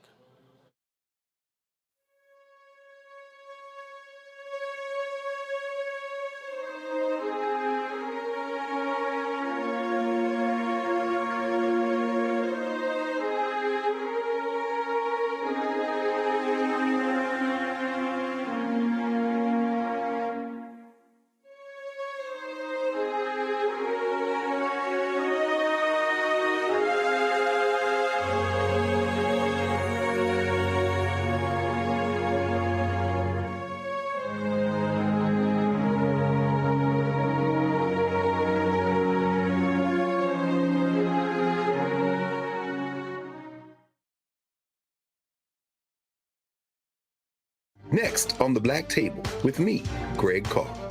Democracy in the United States is under siege. On this list of bad actors, it's easy to point out the Donald Trumps, the Marjorie Taylor Greens, or even the United States Supreme Court as the primary villains. But as David Pepper, author, scholar, and former politician himself says, there's another factor that trumps them all and resides much closer to many of our homes. His book is Laboratories of Autocracy, a wake-up call from behind the lines.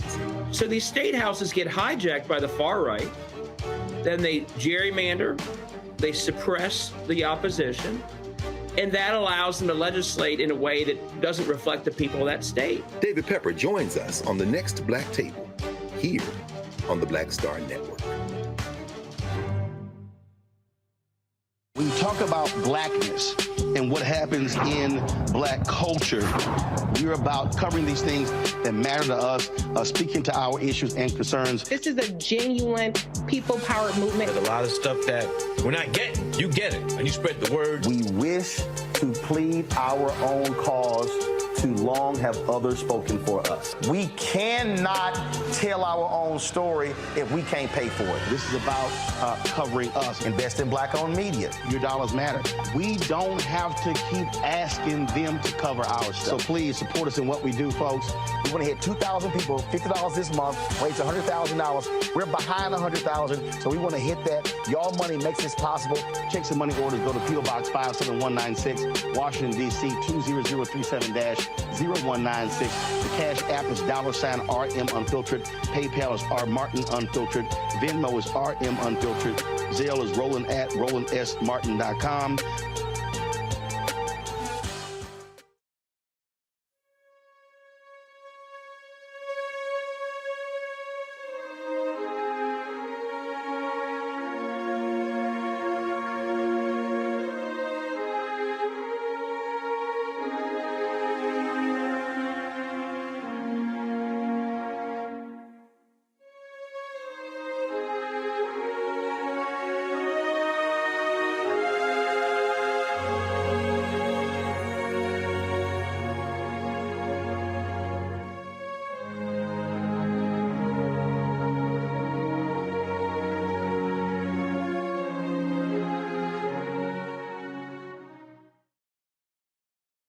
This here was a tweet Eric Dickerson sent out, another Hall of Fame running back. I just landed from my flight and saw all of the text messages. Jim was not just a great football player, but an even greater human being.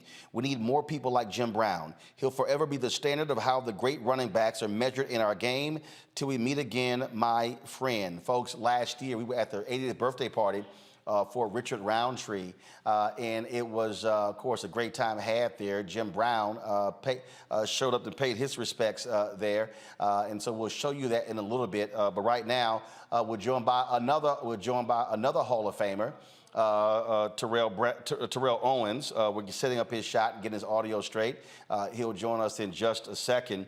It was, I guess 3 or 4 years ago, maybe even longer. I actually did an interview with T.O. and Jim Brown at Jim Brown's home in Los Angeles. I am trying to get hold of a copy of that from the producer, Stacey Dillon. We'll try to stream that over the weekend or on Monday. It was a great conversation we had it was separate interviews I did with T.O. and then I did one with Jim Brown. It took place again at Jim's home there in Hollywood Hills. And so, did we have T.O.? Is he ready? Okay, all right, so we're trying to get Terrell's audio straight as we speak, and so we're doing that. Let me pull up what Emmett Smith posted about Jim Brown. He posted this here. My heart aches at this very moment after hearing of the passing of Jim Brown. He is and was a true legend in sports and in the community, using his platform to help others. Thanks, King. This here is a photo of Emmitt Smith as Barry Sanders, two of the greatest running backs ever, as they take a photo there with the greatest himself, Jim Brown. And of course, that was there. And so Barry Sanders also was tweeting as well. I want to pull up before I go to TO. I want to share with you what Barry Sanders posted. He said, you can't underestimate the impact Jim Brown had on the NFL. He will be greatly missed. Additionally, his generosity and friendship with my family is a gift that we will always treasure. Our thoughts and prayers are with the Brown family and Brown fans at this time. And again, this is a photo there of Emmitt Smith, Jim Brown, and Barry Sanders. Joining us right now is Hall of Famer Terrell Owens. T.O., glad to have you on the show. It was a few years ago. We were at Jim Brown's house. Terrell. Yeah, I got you, T.O. Can you hear me? T.O., can you hear me? Yes, I hear you. All right, so it was a few years ago. We were at Jim Brown's house when I sat down and interviewed you and Jim. Just share with folks your relationship with Jim Brown. Oh, man, I think when you think about just football in general and just what he's meant to the black community, there's not enough to be said. And you just think about the impact, just the culture, the black community. He's done so many great things, and he's been a pillar for the success of so many, athletes that look like me. So for me, just to be in his presence, to be there with his wife, is definitely one of those moments I'll never forget. And I was, like I said, you were there. For me, just to lose someone like this, this is an icon. This is a great one that we've lost. And I think LeBron said it best. I think if you're a person of color, especially an athlete, and don't know who he is, this is definitely a moment to go and research and understand what Jim Brown has meant to many just people of color and just many of athletes across the country. Yeah, you play wide receiver, but with the running backs, they really revered him in a different way as well. This is Jerome Bettis. I was texting Jerome earlier. He was actually at a benefit for Reggie McKenzie. He tweeted, "Today we lost a true legend. May Jim Brown, my Pro Football Hall of Fame brother, rest in peace and power." This is Bettis and Jim Brown right here. And the thing, again, it's just something about, again, those running backs. And again, when you look at Emmitt Smith and Barry Sanders and Eric Dickerson and Jerome Bettis and so many others, as they think about and reflect on Jim Brown and what he meant to the position, but also to the NFL. And he was also someone, he didn't take no stuff. He didn't take no stuff from nobody. Earlier I read how he left the Browns. He was not going to let anybody tell him what to do. Right. I think if you look at what he did, I think now you're seeing a lot of athletes that are, realizing their power and using their leverage, using their voice to speak up on a number of issues. And I think LeBron has really kind of taken that torch and that mantle and really doing that for a lot of athletes. A lot of people have even said that I was, when I played, I was one of those guys. I didn't really take a lot of stuff either. I was very outspoken, and that was often kind of misconstrued as being arrogant and cocky. But for me, again, I knew my worth. And I think I was reading something earlier when all this happened, and I came across an interview that Jim Brown had done with Sports Illustrated in 2002. And I hope a lot of athletes would really listen to and really just take note to what he said. In this article, he goes on to say that there are beneficiaries of our struggle, Brown said about modern black athletes in this interview. He said, but they don't recognize that because they're inundated with agents, managers, lawyers, and team owners who don't want them to do anything but play ball and hopefully keep themselves out of trouble and just be physical freaks of nature with no awareness of decision-making power. And that's honestly where we are right now. You think about the National Football League. This is the only sport that honestly has a lot of wear and tear on our body that doesn't have guaranteed contracts. These athletes have to understand how much leverage, how much power that they have to get those guaranteed contracts if they truly want them. And again, NFL is made up of 70+% black and brown athletes. If they want these guaranteed contracts that obviously some of these other sports are garnering, they have to understand their leverage. They have to understand their power. And this is what Jim Brown was alluding to. And this has been going on for many, many years. And it takes a number of these guys to honestly get together in order to do that. The NFLPA, the union, is not as strong as some of these other unions like the NBA, MLB. And a lot of people don't know this, but the National Football League makes more money than the NBA and Major League Baseball combined. And there's no reason why us as athletes, especially these new guys that will be coming into this new money, that they shouldn't have guaranteed contracts. What Lamar Jackson had to go through over this last few months, that shouldn't happen. Indeed. T.O., we appreciate you, Joe, and taking some time, man, to share your thoughts and reflections about the passing of Jim Brown. Thanks a bunch. Absolutely. And all my best go out to his family. Thanks so much. We appreciate it. Matt, what T.O. said there, we talked about a little bit earlier in terms of how Jim Brown operated. I remember he said, look, I ain't taking all these hits in the NFL. I'm getting paid more money to lay up with Raquel Welch. Yeah, and first I'll say I'm a little younger, so I obviously didn't get a chance to watch Jim Brown play, but I did play lacrosse at Howard, and it's interesting because I remember the coach saying that just so frequently. Oh man, greatest lacrosse player of all time is Jim Brown, and it dawned on me then that we're talking about a man who had played before any of us had ever lived, and his legend so far outshone his playing days that we were still talking about it, 60 years later, which I think is just a testament to the titanic proportions of his ability. But what I thought was great about that letter, and especially that I think T.O. hit on beautifully, is not only the social responsibility that athletes have, that many of them are shouldering that burden, and really in a great way, but beyond that, the idea that, look, you are the ones that put the butts in the seats. You have the leverage. And that's an important lesson, not only for the athletes, but for all of us, because so many of us create value for corporations and for agencies and other places and don't fully understand how much they rely on us and how much they need us to accomplish their goals. So I like the idea that athletes are empowered to not only realize, their social responsibility, but realize how they can leverage their position and say, look, NFL, we make so much money for you. We need guaranteed contracts. And if you don't give us those contracts, here are our consequences. So I think he was a model in that respect. And I just think, obviously, he was a titan. And to be a person who has set so many standards in so many different realms is really an extraordinary thing. And I'm appreciative of his legacy and his stalwart commitment to living his truth as a black man unapologetically. Indeed. All right, I got to go to a break real quick. We come back. We'll have more tributes to Jim Brown, folks. Again, passed away last night at his Los Angeles home at the age of 87. You're watching Roland Martin Unfiltered on the Black Star Network.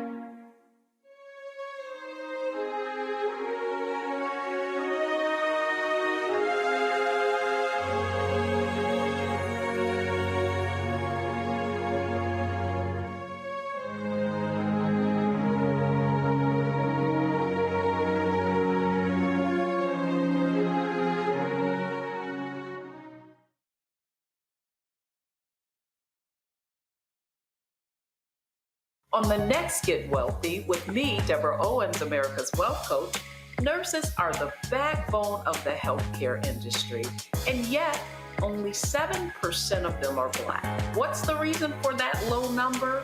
Well, a lack of opportunities and growth in their profession. Joining us on the next Get Wealthy is Neely Bartanillich. She's going to be sharing exactly what nurses need to do and what approach they need to take ownership of their success.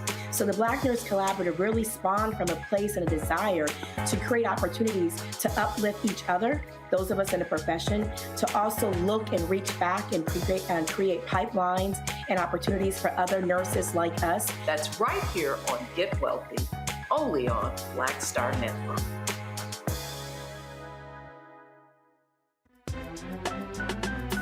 I'm Faraj Elijah Muhammad, live from LA. And this is The Culture. The Culture is a two-way conversation. You and me. We talk about the stories, politics, the good, the bad, and the downright ugly. So join our community every day at 3 p.m. Eastern and let your voice be heard. Hey, we're all in this together. So let's talk about it and see what kind of trouble we can get into. It's The Culture, weekdays at 3, only on the Black Star Network.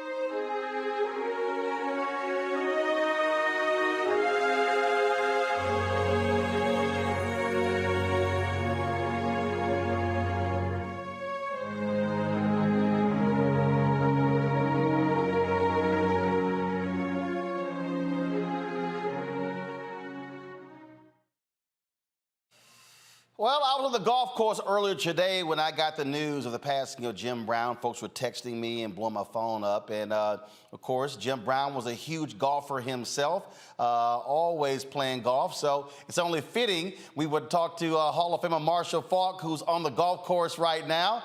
Marshall, always glad to see you, my brother. Jim Brown loved the game of golf, and so did the both of us. Just share your thoughts and reflections about this legend. Man, a life well lived. And I think that, we'll talk a lot about Jim and what he did in football. But when you got to think about the transition that he made into acting and then being an activist with the American Foundation and all the stuff that he did to help solve the gang issues in L.A., people don't really understand a lot of what Jim Brown did. And I know for me, what he meant to me, not just as a football player, but just as a role model and as a mentor, providing me the stability to have the career that I had by just giving me information. Jim was a wise guy, and he was there for a lot of us who came up looking for those role models in our life. Marshall, there was a guy who played golf with Jim in Dallas, and he was talking about Jim's peripheral vision. And see, you already know what's coming. And so for folks who don't know in golf, I mean, so when you play in golf, y'all, you can see, you got people, you don't want folks in your sight. But he said his sight was so ridiculous, he didn't want anybody standing here, or even behind him, because he literally saw all of that. That's what made him a great running back. It frustrated the hell out of folks playing golf with him. They were like, Jim, hit the damn ball. Roland, every time I played golf with Jim, I figured out after maybe the second time, when he's getting ready to hit, he's on the tee box, I'm just going to stay in the cart. That's it. You couldn't, you were pretty much going to be wrong. And then on the green, if you were standing behind him and he missed the putt and he had the putt going back, you had to walk around and get behind him. His peripheral vision was so good, but he was just fun to play with, and he will be missed, man. God will be missed. I was talking to T.O., and I said, obviously, for running backs, for you guys, Jim Brown was something different. He was the gold standard. When you talk about speed, agility, power, strength, he can run, he can catch. That's who everybody is measured up against. Yeah, 100%. And the one thing about Jim that you had to understand, for us as running backs, we're competitive, we're narcissistic, we all think that we are the best. But with Jim, it was like, nah, Jim's the GOAT. He's our guy. And we all gave it to him. Every time at the Hall of Fame, we got together and we kind of started it. The backfield wasn't too crowded for all of us, whether it was Emmett, Marcus, Jerome, Eric, all of us, we understood that Jim Brown was the GOAT of all GOATs when it came to playing the position. Right. That's like in basketball, they like, Russell, Kareem, Michael. But the bottom line is kind of like Jim Brown. Okay, y'all can talk about 2 through whatever, but he was number one. One of the things that I read earlier, how he walked away from the Browns. He was about manhood. He was about, you are going to respect me. And he walked away from the game. He literally was, 9 years, he was still in tip-top form. He could have rushed for another 2,000, 3,000, 4,000 yards if he wanted to. Yeah, walked away from the game. And here's the thing you got to remember. It wasn't just about that you were going to respect him. He respected you. So you were kind of forced to give Jim the respect because he gave the respect. And I just remember when I met him back in 1994, and he knew who I was. I was like, Jim Brown, you know me? Right. it was like, you know me. And Jim knew who I was. So just the respect was there. Leaving the game early because it wasn't fair and what he meant to the game. And then later on, the NFL embracing everything about Jim Brown and what he stood for. And I think when you look back at the Kaepernick situation and a lot of that stuff, we didn't have social media. He didn't have the media on his side.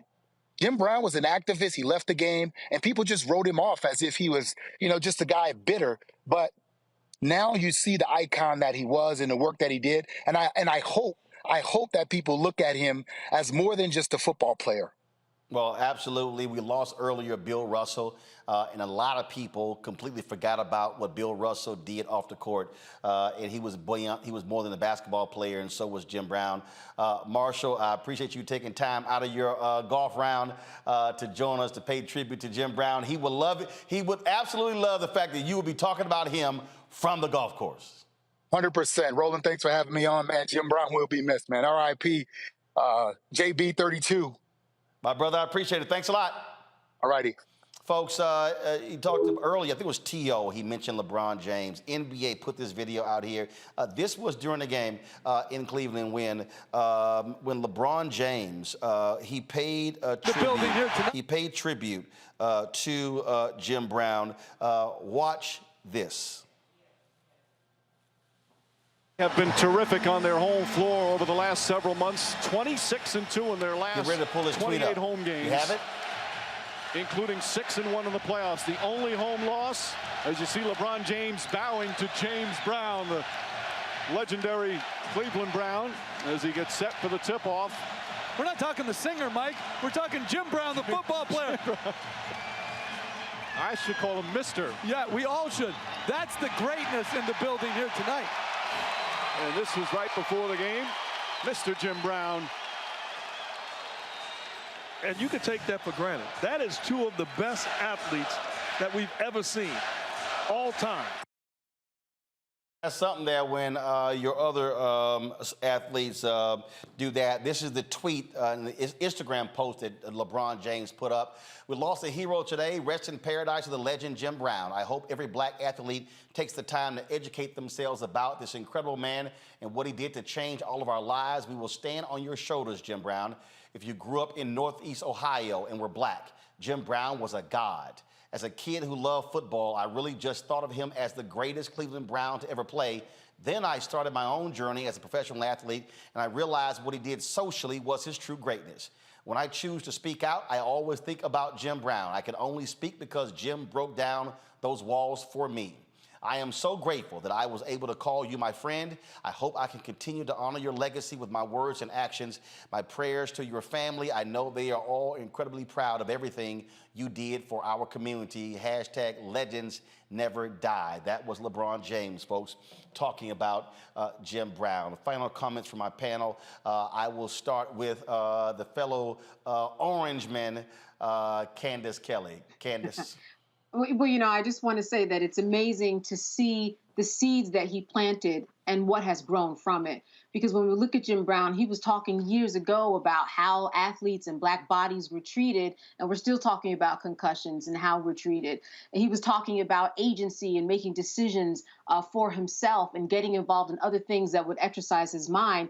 And now we're still looking at athletes who are following in his footpath because of the seeds that he planted, because they have their own agency. They're kneeling on the field. They're doing what they need to do in order to make sure that in terms of race and politics in America, that they are keeping, center in that regard. And so I just want to say that, Jim Brown is one of those people that is just hard to duplicate. And a number of people are going to remember him for not only the man that he was on the field, but off the field too, because he was a legacy in both arenas. I think what people have to understand, Matt, is that when you are an athlete, it's very easy for folks to remember your exploits on the field, on the court, on the baseball diamond. But the reality is you can do more with that. And when we think about Muhammad Ali, when we think about Bill Russell, Kareem Abdul-Jabbar, Jim Brown, I mean, these were true icons, but who understood the assignment, Jackie Robinson as well. They understood that they could use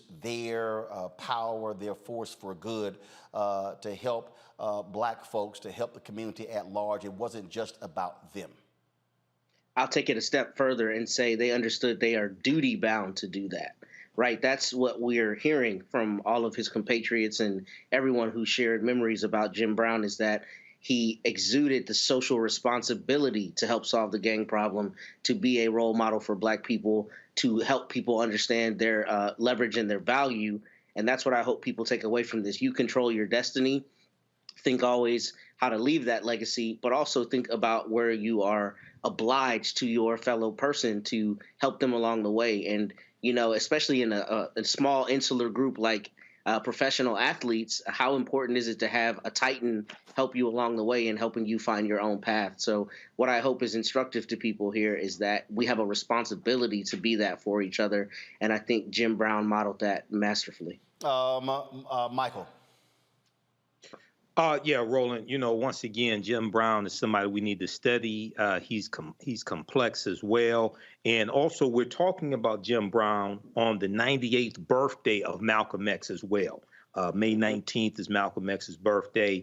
And we know that I encourage people to watch that movie from director Regina King, One Night in Miami, because Jim Brown connects us to Malcolm X, connects us to Muhammad Ali, connects us to what's taking place during that period of time and the fight for civil rights and things like this, fighting against racism, et cetera. And then being an activist at the ground level.